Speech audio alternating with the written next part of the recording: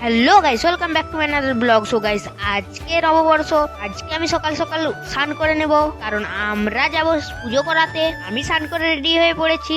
আমিও আমার বাবা চলে যাচ্ছি গাড়ি করে। এখানে দেখতে পেলাম বিষ্ণুপুরের কামান, আর এই দিকে মাটির জিনিস, মাটির ঠাকুর বিক্রি হচ্ছে। তো আমরা পৌঁছে গেছি ছিন্নমস্তা মন্দিরে। এখানে আমরা গাড়ি পার্কিং করে এখান থেকে শীতল কিনে নিলাম। মন্দিরটা দেখতে কিছুটা এইরকম। এখানে ফোন এলাও ছিল না, তাই আর ভিডিও করলাম না।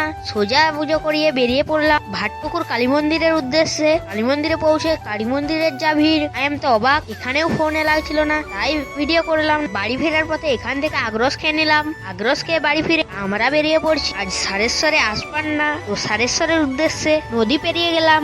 নদী পেরিয়ে আমরা পৌঁছে গেলাম সারেশ্বরে। এখানে এসে এই গরমে লস্যি খেয়ে নিলাম। লস্যি খেয়ে আমাদের আশ্রমে পৌঁছে গেলাম।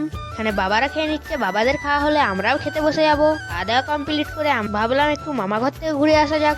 আমরা বেরিয়ে পড়েছি মামা বাড়ির উদ্দেশ্যে। মামা বাড়ি পৌঁছে আমাকে আর আমার মামাকে কাজ দিয়ে দিল জমি পাওয়ানো। এই পাউর থেকে আমাদেরকে জমি পাওয়াতে হবে। জমি পাওয়ানো কমপ্লিট করে আমরা মাঠ দেখতে চলে এসেছি। এই মাঠ থেকে শশা তুলে নেব। শশা তুলে মামা বাড়ি ফিরে আমরা চলে এলাম মাসির বাড়িতে। মাসির বাড়ি দেখা করে আমরা বাড়ির উদ্দেশ্যে রওনা দিলাম। আমরা এখন বাড়ি যাই। তোমরা আর ব্লগ দেখার জন্য চ্যানেলটা সাবস্ক্রাইব করে দাও। বাই।